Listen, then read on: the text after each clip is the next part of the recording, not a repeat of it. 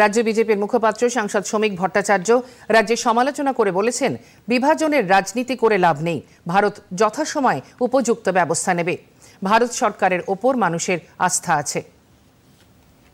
প্রশ্ন তুলেছিলেন, প্রচার করেছিলেন, কেন্দ্রকে সমালোচনা করেছিলেন, সেনাবাহিনীর উপরে প্রশ্নচিহ্ন দাঁড় করিয়ে দিয়েছিলেন, তাদেরই দলের উত্তরাধিকারী বলছেন যে সার্জিক্যাল স্ট্রাইক আর নয়, মানে সার্জিক্যাল স্ট্রাইক হয়েছিল, এখন পিওকে দখল করতে হবে।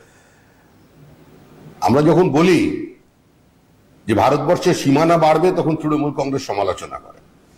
একটু অপেক্ষা করুন, এরিয়ার বিভাজনের রাজনীতি চাপানুতোর, পরস্পর আক্রমণ প্রতি আক্রমণের কোনো প্রয়োজন নেই, ক্রিয়া প্রতিক্রিয়ার প্রয়োজন নেই। সময় এর মধ্যেই যা ব্যবস্থা নেবার ভারত সরকার নেবেন, এই আস্থা দেশের মানুষের আছে। পাকিস্তান নিজের ভাষাতেই উত্তর পেয়ে যাবে। আর কার্যত এই মুহূর্তে পাকিস্তানই নিজেদের আভ্যন্তরীণ অস্তিত্ব সংকটে জর্জরিত।